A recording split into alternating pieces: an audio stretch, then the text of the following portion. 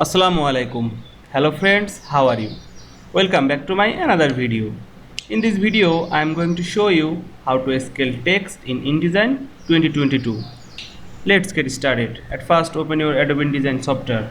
Then, firstly choose your text and select the text. Select this text and now I am scale this text. You can right here corner and down, up, here.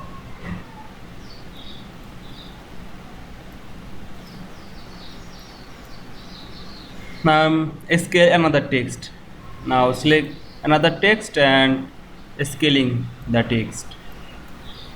You can right side or left side, this corner, big or small, increase, rotate easily.